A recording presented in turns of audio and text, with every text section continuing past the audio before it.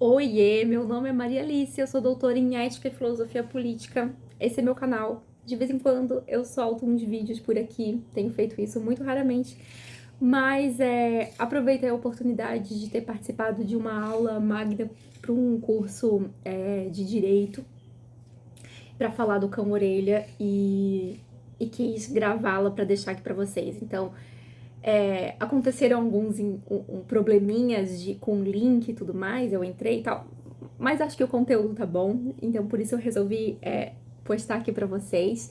E eu não olho pra câmera porque eu tô olhando pro pessoal, né, pra eles que estão me assistindo no telão. Então, eu espero que isso não incomode vocês, mas que seja proveitoso, então, o conteúdo. Então, o tema era animais como sujeitos de direito e o cão-orelha, né, um cão comunitário, reflexões a partir desse caso.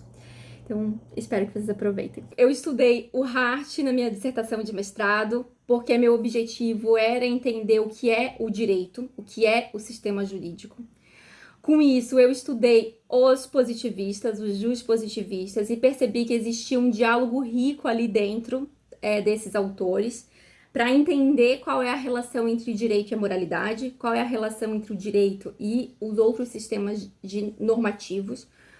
Para mim é muito importante que a gente entenda isso, o direito enquanto um sistema que trabalha em paralelo com os demais, para a gente entender o direito não só como um direito de não interferência, então de me proibir de fazer algo, então é proibido, por exemplo, crueldade com os animais, mas é importante para mim que nós pensamos o direito também com aquele garantidor de benefícios, e para isso a gente precisa pensar, por exemplo, políticas públicas. Então, além de negar a crueldade, a interferência, né, no corpo e na vida de um outro animal, eu preciso também garantir que aquele animal tenha um espaço de bem-estar, que ele tenha a professora Emanuele falou no conceito de dignidade, né, que eu tenha sua vida salvaguardada e que eu tenha algumas garantias como acesso... Oi? Não, pode continuar. Tá. Heitor, se tu puderes, então, fechar o microfone aí, Ah, tá. porque aí eu acho que tá falando comigo o tempo todo.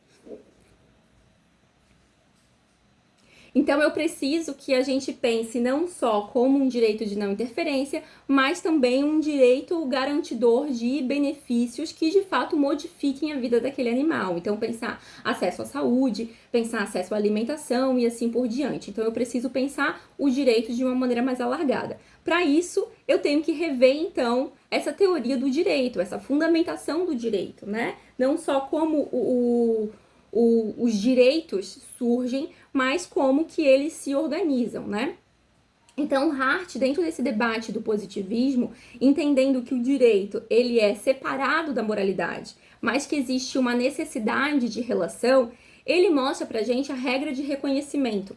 E ele diz que a regra de reconhecimento é essa vivência, é algo vivo do direito, que nos mostra como que o direito funciona na prática. Então, um direito é eficaz quando as pessoas podem participar de certa maneira do direito, né? Então, a regra de reconhecimento ela é até um pouco confusa de entender, porque ela não é, por exemplo, o Código Civil, né? Ela é a ação, né? Ela é o que, como que os participantes do sistema jurídico caminham, funcionam, entendem e aí sim dão legitimidade para o sistema funcionar, né? Então, é porque a maioria das pessoas, diz o Hart, é porque uma grande parte das pessoas entende que o sistema jurídico ele é valioso e que ele é importante, por exemplo, para resolver nossos conflitos e para salvaguardar algumas das garantias, que ele existe. Então, a eficácia do sistema jurídico tem a ver também com a compreensão das pessoas da sua necessidade e também do quanto elas acham que o direito pode se atualizar, se modificar, né? Então, que elas podem participar de alguma maneira disso. E eu já estou fazendo essa leitura, trazendo isso como fundamento teórico para vocês, porque no final, quando a gente for conversar um pouco sobre o caso Orelha, uma das coisas que chamou muito a atenção desse caso foi o grande poder midiático que ele teve, né? E aí a gente pode pensar também os limites disso. Então, pensar que o direito, ele necessita para a sua legitimação e para a sua eficácia esse movimento, que a gente precisa socialmente dessa participação, mas precisamos refletir como que essa participação é feita, como garantir também o processo jurídico, como garantir que as reflexões sejam feitas de uma maneira adequada, que a gente entenda essa discussão em defesa de todos os animais e não caia, por exemplo, num populismo penal simplesmente, achando que só aumentando as penas contra a crueldade animal vai ser suficiente, ou achando que a culpa é só dos cães comunitários, da situação onde eles estão, né? Sem entender que também no ambiente doméstico que essa violência acontece, porque é uma violência generalizada, né? Então, pensar esse caso do cão-orelha, para mim, necessita que a gente olhe de uma maneira mais aprofundada para como o nosso sistema jurídico funciona, como que ele se relaciona com os demais sistemas, e quais são os poderes e os limites que eles nos oferecem, tá? Então, agora voltando um pouco mais para essa fundamentação, como que eu utilizei, então, o Hart a partir disso, sabendo que o direito, então, ele não é a moralidade, ele não é a política, porque senão seria muito fácil a gente dizer, então tenho essa teoria moral, e essa teoria moral, ela vai ser o guia para o sistema jurídico. Não é tão fácil, então exige mais de nós compreender o tempo real, as necessidades reais e atualizar, né? Compreender as demandas sociais de uma maneira mais complexa. Isso é mais difícil, então ser um jus naturalista em alguns momentos, dizer que tudo é uma questão de princípio, é que eu estou utilizando, por exemplo, o Dworkin, que é um autor importante que dialoga com o Hart, né? Que diz que o direito e a moralidade são a mesma coisa, que a moralidade ela precisa guiar o direito.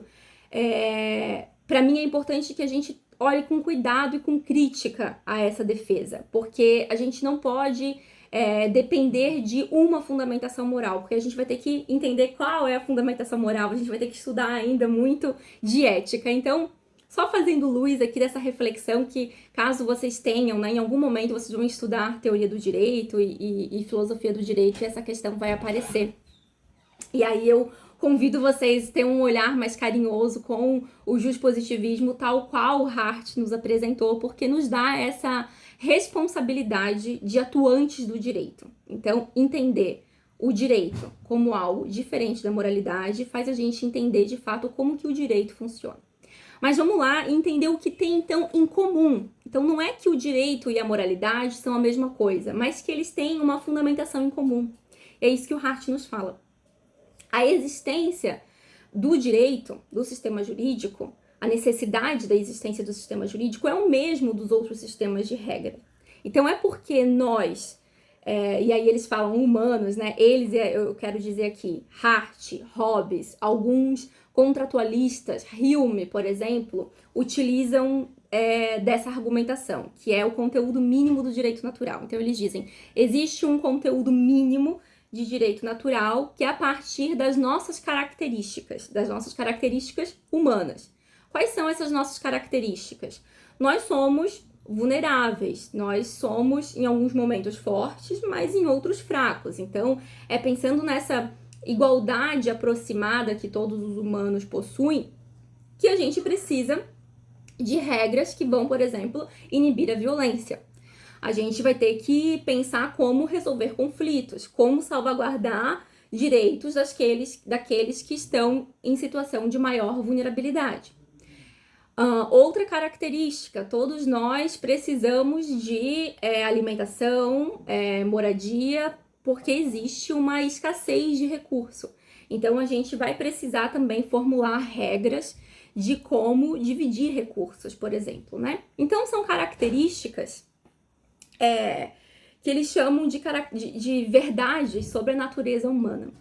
E aí, aqui foi quando eu revisitando. O microfone fechou, eu abri, deu certo, né? Então foi olhando para esses autores e dizendo, bom, esses truísmos, essas verdades sobre a natureza humana, essas características realmente são muito importantes para a gente entender a necessidade da existência dos direitos, do porquê surge então a cooperação, do porquê que eu escolho abrir mão, por exemplo, e aí uma resposta bem robesiana, né? Abrir mão da minha liberdade para poder pensar na cooperação, no coletivo. Mas também nos mostra a existência dos direitos, e aqui direitos negativos e direitos positivos. Direitos negativos não no sentido pejorativo, mas daqueles de não interferência, como eu falei para vocês, que é onde o sistema jurídico melhor atua, e os direitos positivos quando a gente fala em políticas públicas, e aí a gente está falando do sistema político. Então, isso nos dá conteúdo e nos abre a conversa para entender quando que um direito ele é eficaz. Ele não é eficaz porque ele está sendo imoral, ele é eficaz porque ele está indo não de acordo com o que ele se pretende oferecer, né? Que é a proteção de vulnerabilidades. Então eu olhei para esses argumentos, para esse argumento e disse: essas características não são características só de humanos, são características da senciência. O professor Emanuele falou já pra gente da senciência, que é essa capacidade de sentir dor e prazer, que não é só algo físico, é também psicológico. Então ela citou, por exemplo, o medo, né? Então é algo da subjetividade. E por isso faz sentido quando a gente vai falar ali dessa vulnerabilidade de proteger de violências, violências e crueldade, então, no sentido também psicológico, né? Não é só no sentido corporal. Então, todos os animais sencientes, eles são vulneráveis. Todos os animais sencientes têm essa igualdade aproximada de que em alguns momentos estão vulneráveis e outros não. Todos os animais sencientes necessitam dos recursos que nós temos escassos. Então, eles precisam ser incluídos também nessa distribuição de recursos. Então, olhando para esse núcleo de fundamentação, que é um núcleo aceito pela grande tradição filosófica, assim, por filósofos de diferentes correntes, né, que aceitam essa fundamentação como aquela que define, que origina os sistemas normativos, a gente consegue já daí, desde o seu início, incluir os animais não humanos. Então, a gente inclui os animais não humanos como para aqueles que o direito existe, para aqueles que o direito serve, né? E as suas características, então, de vulnerabilidade e de liberdade, como também correção da sua eficácia, né? Do seu funcionamento. Então, quando eu falei para vocês que o Hart disse que a legitimidade e a eficácia de um sistema tem a ver com o seu funcionamento, que é a regra de reconhecimento, agora a gente consegue, através desse olhar, compreender que a inclusão dos animais também está ali, né? Eu disse para vocês que o Hart, esses autores todos que eu citei não incluem os animais, então é algo mesmo que a minha tese faz. Martha Nussbaum é uma filósofa assim, animalista contemporânea. Ela, no livro dela, também faz jus a esse tipo de fundamentação para pensar os direitos animais. Ela não faz a construção de uma maneira tão contundente como eu faço, mas ela também utiliza.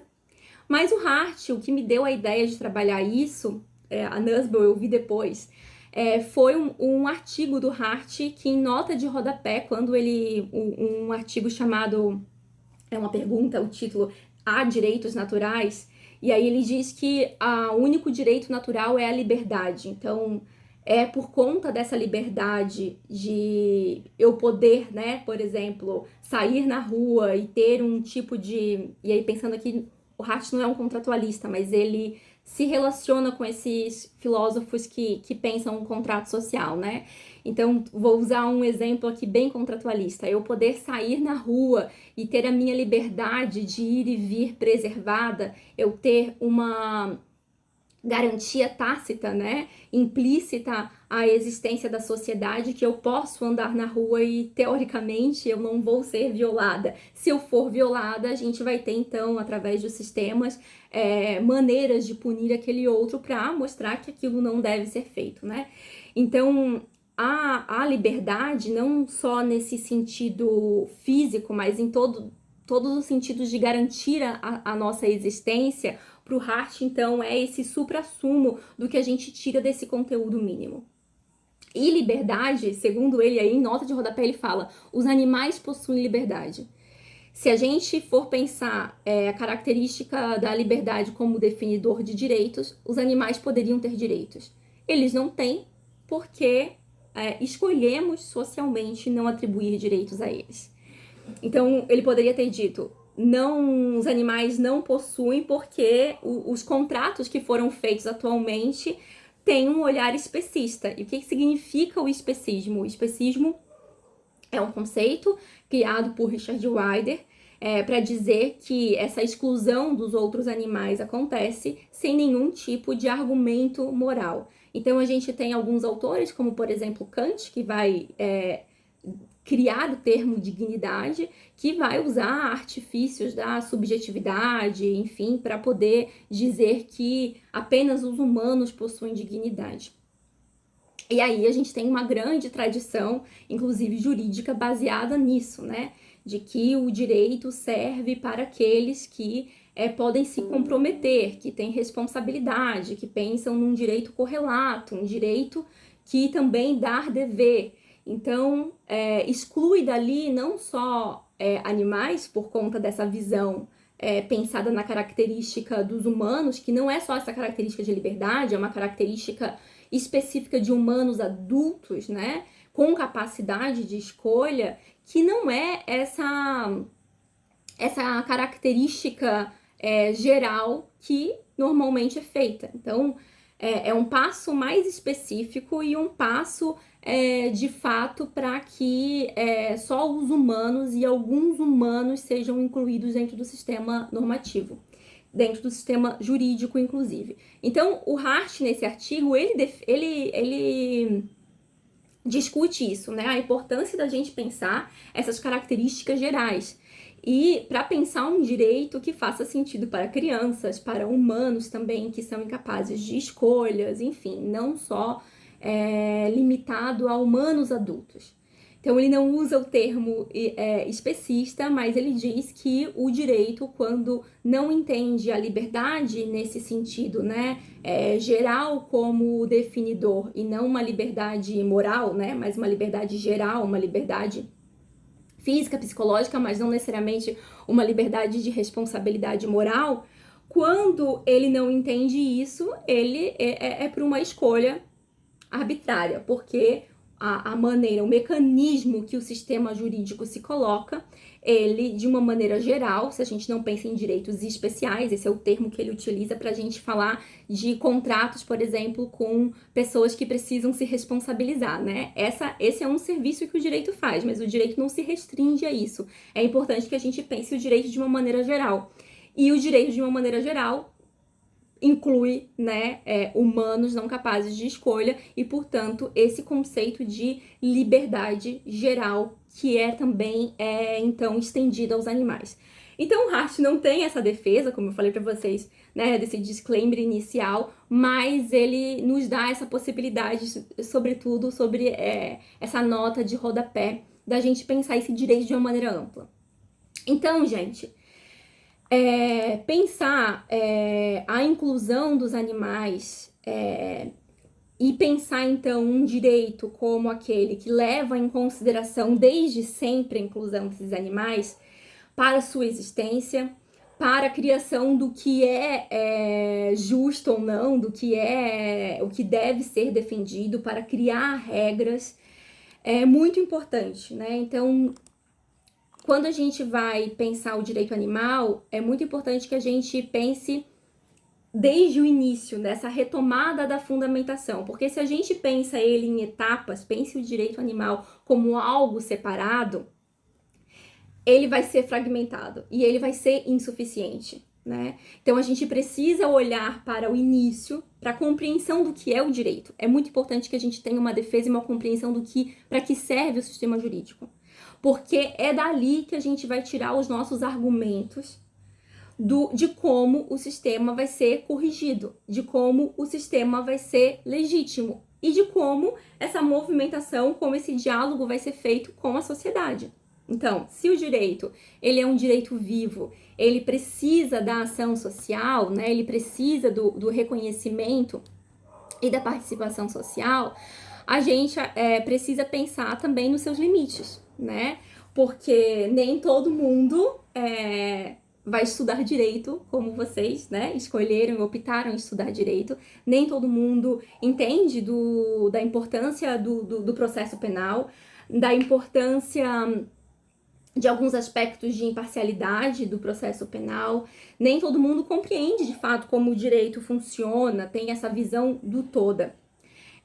Mas cabe, eu acho, a nós que pensamos o direito e que agimos, né, dentro do direito, também movimentar essas discussões e entender que o direito, ele não serve só como garantidor de benefícios, mas ele também é produtor de educação, ele também é produtor de reflexão, como ele se relaciona com os outros sistemas e como ele depende dessa participação social para que ele seja eficaz. É muito importante que desde sempre nós entendemos que é também responsabilidade nossa fazer uma boa discussão a partir disso. E por isso, quando fui convidada então para falar sobre esse caso do cão-orelha, eu não pensei em falar sobre os aspectos particulares desse caso, mas sim trazer, né, essa construção teórica que eu faço para a gente poder olhar para esse caso de uma maneira com mais fundamentação e com mais qualidade, eu acredito, porque a gente olha em todos os aspectos, né? De entender o porquê que essa garantia de segurança do cão-orelha não foi salvaguardada desde o início, do porquê que o Estado não se responsabiliza por esse bem-estar e o porquê que os cães que moram na rua, né, sejam cães comunitários ou cães de passagem, não estão seguros, assim como muitos cães que são adotados, que foram adotados ou, enfim, foram comprados, mas que vivem no ambiente doméstico. Porque existe, então, uma exclusão, então, uma violência aos animais que são excluídos desde sempre pelos nossos sistemas e das nossas discussões. Então, eu disse que o direito ele é produtor de educação, né? Ele rege nossa vida não só no sentido de limitar a nossa liberdade, mas também da maneira como a gente escolhe viver, né? Das coisas que nós acreditamos. Então, se não há uma defesa e uma inclusão dos animais e um cuidado para com os animais, uma responsabilidade estatal, e aqui eu vou falar estatal abrangendo todos os sistemas, né, normativos, principalmente o político e o jurídico, se não há essa responsabilização, também não há dentro, né, da esfera pública, né, e nos atos individuais essa responsabilidade. Então, é uma retroalimentação, né? Por isso que eu quis abrir falando aqui dessa regra de reconhecimento do Hart, que é essa prática para a gente entender como que essas discussões midiáticas alimentam o direito, interferem o direito, e também como as decisões jurídicas interferem também nas discussões que nós vamos gerar. Então, para eu já me encaminhar aqui para a finalização, algumas coisas que eu gostaria que a gente levasse de reflexão daqui, quero abrir as reflexões para vocês e a gente pensar então nesses limites, né? Então, temos limites e temos garantias e temos coisas boas. Não vou dizer garantias porque confunde aqui com esse sentido de direitos, né? De benefícios, garantias. Mas temos coisas boas desse caso do cão-orelha ter sensibilizado tantas pessoas e ter ganhado um papel midiático muito grande, né? As pessoas se envolveram, teve cobrança de responsabilização, muita coisa foi colocada, foi escancarada, né? Então, interesses particulares dos indivíduos que estavam envolvidos no processo, e aí, inclusive, indivíduos que são agentes do direito, né?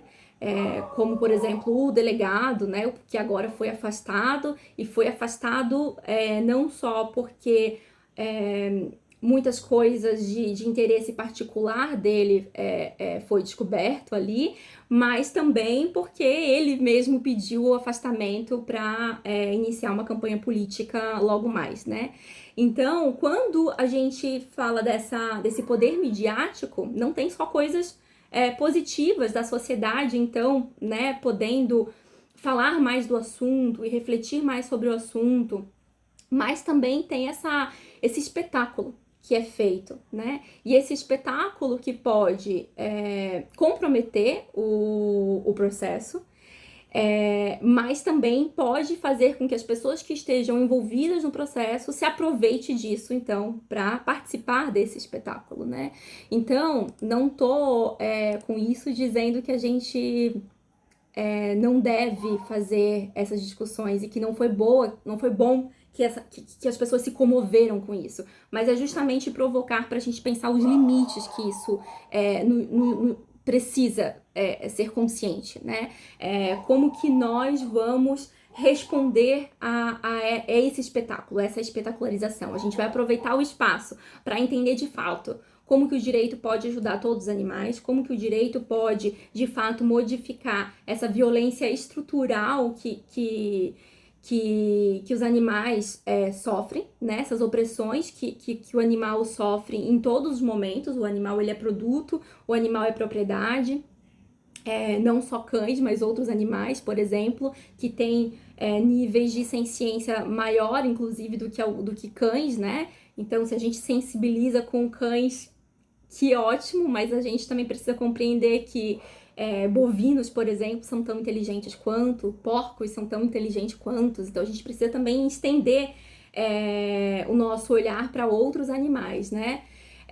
Então, em vez de pensar só que a solução ela é fácil e a solução é aumentar a pena para casos como esse, porque esse caso não é isolado, né? Esse caso, ele é, na verdade, resultado da maneira como nós nos relacionamos com os animais. E a maneira, então, como os sistemas se relacionam com os animais, porque, como já falei, essas coisas são retroalimentadas, né? Então, uma boa maneira da gente refletir sobre isso, né, para estender esses limites ruins, mas provocar, então, reflexões, é pensar como que o direito precisa lidar com a instrumentalização de casos como esse, como que a gente deixa interesses particulares bem evidentes de fora disso, como que a gente vai fazer um cuidado e uma construção coletiva, então, para que não haja novos casos como esse, né? Então, entender que existe uma responsabilidade do Estado, existe uma responsabilidade individual, mas que é uma violência latente de todas essas relações, né? Então, promover uma reflexão de fato mais alargada, né? Não só sobre o nosso relacionamento com os cães comunitários, que, inclusive, no meu livro, eu uso o exemplo de cães comunitários como um compromisso mesmo coletivo. É muito interessante, é muito bonito a maneira como os cães comunitários são cuidados, né? Moro aqui em Florianópolis, perto do local onde ocorreu, onde o cão Orelha morava, mas eu moro na Lagoa da Conceição. Aqui na Lagoa da Conceição a gente também teve um cão comunitário que eu citei aqui no meu livro, que era cuidado de fato por todo mundo, assim como aquele cão, né? Ele tinha lugares onde ele ia se alimentar, quando ele ficava doente tinha algumas pessoas que levavam para casa, enfim, um cão comunitário não é apenas um cão que mora na rua. Um cão comunitário é um cão que tem um cuidado coletivo, né? Ele não está dentro de um espaço domiciliar, mas ele tem cuidados. É diferente de um cão de rua que não é amparado pela comunidade, e que esse é um caso, inclusive, mais comum, né? Mais comum do que o caso, o status de que o cão Orelha possuía. E aí, as discussões foram muito geradas em torno bom, então vamos pensar em adoção. Se o cão Orelha tivesse sido adotado, isso talvez não teria acontecido com ele. Mas a gente precisa lembrar que muitos cães são violentados dentro do ambiente doméstico. Então, de novo, a discussão não pode parar por aí, né? A gente precisa pensar como que essas adoções são feitas, quais são os mecanismos também para a gente validar como que essas adoções são responsáveis, né? E aí a gente precisa colocar a máquina pública a pensar sobre isso, de fato se responsabilizar sobre isso, né? Se o direito, então, ele tá resolvendo conflitos e organizando o nosso modo de viver, ele precisa colocar isso também como prioridade, né? Não de uma maneira localizada, né? Então, não é um problema ser um cão comunitário, é um problema a maneira como nós nos relacionamos com os animais, né? E a gente precisa pensar, então, como garantir segurança a eles, independente do lugar onde eles estejam. Então, gente,